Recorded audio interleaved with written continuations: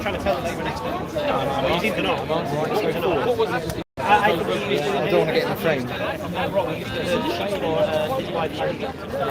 Did you marry a rich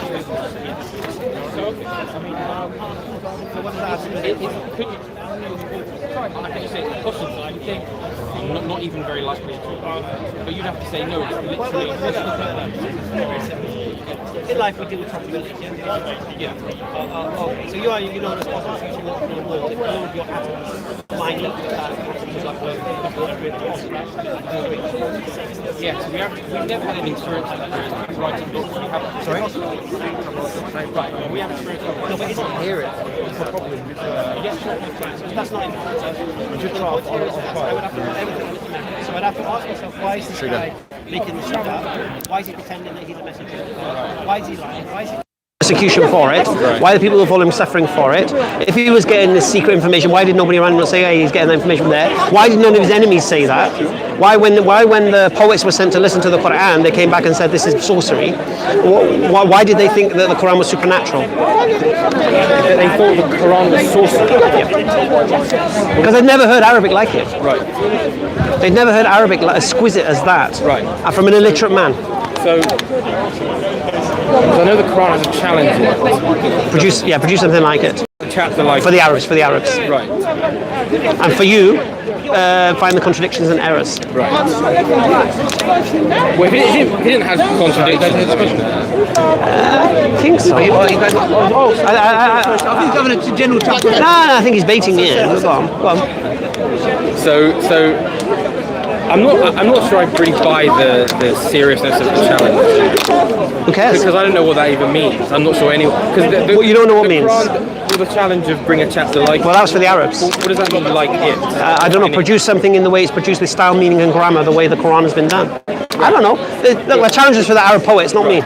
But wouldn't you'll never accept it, right? If an Arab poet did write something. Well, I don't know. Have they tried? Have they tried? There's plenty of Arab Christians. I don't know. I don't know either. No. That's what I mean. The challenge is. I'm sure they'd be shouting for the rooftops if they had produced something like it. Right. But I just imagine. You can imagine as you like. You're not going to accept it anyway. You can imagine what you like. Who cares what you imagine? Well, I mean, the challenge itself, I'm trying to understand. Who cares whether the you challenge is really coming from? Who cares whether you understand where the challenge is coming from? Because you're not an Arab and the challenge is not for you. Go ask the Arab Christians, have you met the challenge? Right. There you go. Well, they may say yes, and you're obviously going to say no. Well, you could ask how they've met the challenge, and we can see whether they have met the challenge or not. Like I said, I'm not an Arab. That challenge is not for me. My challenge is this: find the errors and contradictions. So let's say I said there were no contradictions in it. That doesn't mean it's obviously. I'm not going to mean okay, it's from God because it has no contradictions. Yeah. Right. So I believe the Prophet had revelation from an angel, received that revelation over 23 years, claiming it to be from God. So I believe that. Standard. Right. But I mean, are you saying he couldn't have authored a word or a sentence, a chapter? I believe what he said, he did. Right. I'm just trying to get this, because I've heard this argument before about. It's not an argument. Okay. You're asking me why I believe a certain thing, and I'm telling you. I've heard you don't use the word argument. I've heard the series of statements put forward to persuade. No. I'm not here to persuade you of nothing. You're not. Very simple. No, I don't know who you are. What do you believe? Well, don't you want to persuade me? I don't know. Why? I don't know. What do you believe? Are you a Christian? No. Are you an atheist? I would say Jewish by background, but non-religious. Right. Do you believe in God? More likely yes than no.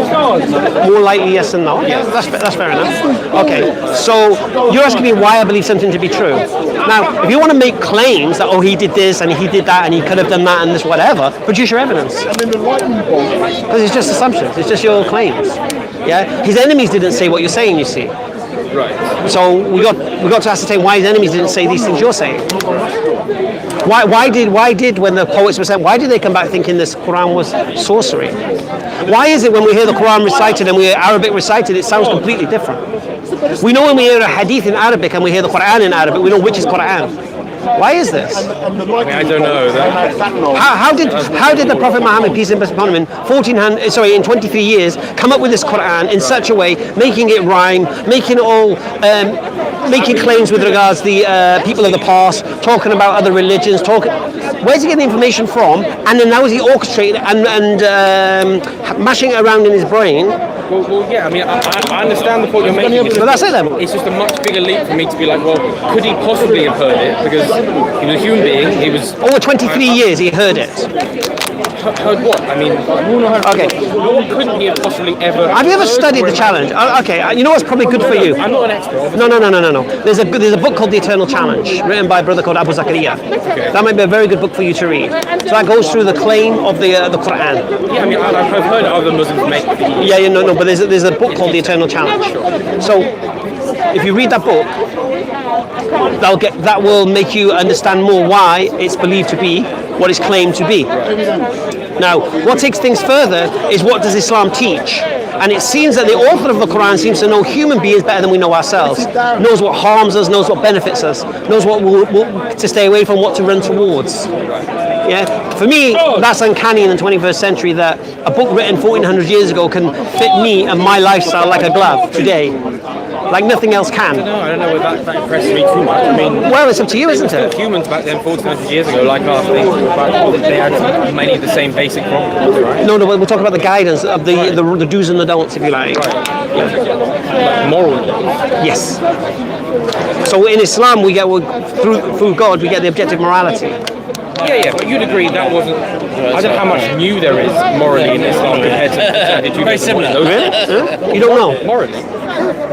Well, I'm assuming 10 Commandments, right? The basics. No, everything. I'm talking about in Islam, it's a full way of life. Everything we do, the way we use a toilet, the way we socialize with our families, the way we interact with people, the way we do business, the way we interact in society. Of course. The way we deal with the poisons within society, the drugs, the alcohol, the gambling. You guys are enjoying it. You guys are loving it. Your Jewish ancestors. So this is a different design. Yeah, it's not a twist one. Yeah. It's a click one. It's awful. They can hear you, by the way. Assalamu alaikum, everyone. Yeah, it's just unfortunately. Cheers, bro. Across the board, we don't. It's not ethno. Yeah.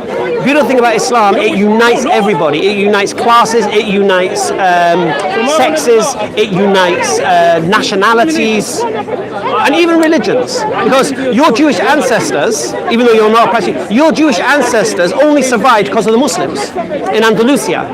Because the Christians were wiping you out, and who protected you for 800 years? The Muslims. I'm not talking about history. Obviously, no, I am. There were good parts and there were bad parts. No, I am. No, I'm telling you about history. For 800 years, the Jews would have been wiped out if it were not for the Muslim protection. And there were bad parts where they got. Well, I mean, I'm sure you're aware. I've heard. See, these guys know. You guys know, don't you? You know that if it wasn't for Islam, you guys would have been wiped out in Europe. We are grateful for the many good parts that when Muslims gave us a safe haven. At the same time, we can't forget the other parts. But let's just say safe haven. We're talking 800 years. 800 years is a country. That's even in context. Yeah, Andalusia. In context, that means that we had great. In which country? Spain. In which country? Spain. Well, it wasn't a country, was it? What was it? It was the Islamic State. Yeah, it was an Islamic State. So within the Islamic State, but let's not forget that the same period you had many Islamic countries, not the Islamic State, many. But we're talking like Morocco and. You want to talk? Let's go into detail. Let's focus on the good part. The good part. No. What I'm explaining to him, that his ancestors, they were protected and survived the Christian onslaught in Europe for 800 years. The golden age of Jewry was at that time. It's where your civilization flourished. And when it came for the time when the Queen Isabella and Ferdinand returned, and they pushed the Muslims out of Spain, what did you guys do? Yes. No, what did you do? Tell everyone what you said. We had no option but to leave. No, what did you do? On the night we went to Muslim countries. No, you asked the Muslims, can we come with you? Because the Muslims retreated back to Morocco and give the jizya back, said we can't protect you no more, and come with us. And invited them to come to Morocco. And that's where they got sanctuary from what was going on. The simple fact is this: on the link history, we had great times on the Muslim route. Islamic State is the key words we're using here, not Muslim country, Islamic State. Under the state, And again, what- 800 years of... disputing any of this. No, no, I know, but we like to establish the ground. But yes, history is dotted, sadly. People are That the people. Muslims suffered as well. On the many, People are people. on the many- Muslims are suffering today in Israel. I'm talking about Muslims on the Muslim countries as well. No, no, but I'm talking about Muslims in Israel. They're suffering under the Now we're Jews. going into politics. Let's leave that. They're suffering the least that they suffer in any other Muslim country. Say it again, sorry? They're suffering the least that they Tell that to suffer people in any Gaza. Tell that to the people of Gaza. Compare them to how Muslims are suffering in different. Okay, compare that to the Muslims in Morocco. Just telling you, you highlighted Israel.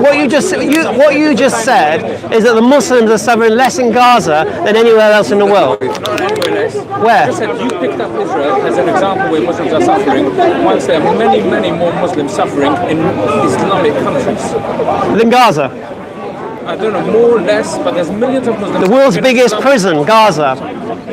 Perpetrated, It is a prison. perpetrated Oh, by- sorry. It's not a prison. Can they leave the country? Well, there's a reason. Can they leave the country?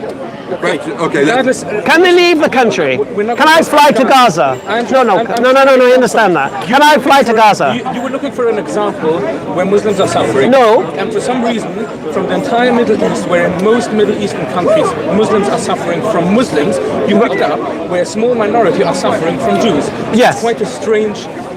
I do not believe Gaza is a small minority. It is. I believe it's men, women and children in an open air prison. But and that's folks as well. The prison. That's it, folks. One side is well, one side. Sorry, guys, excuse me. Cheers. Yeah, Egypt. And who's telling Egypt what to do? I'm done, mate. I'm done. Why is Egypt not telling Israel? All right, we're done. We're going to have a little look around. Oh, look who it is. Sorry, guys, excuse me. Cheers. That's why you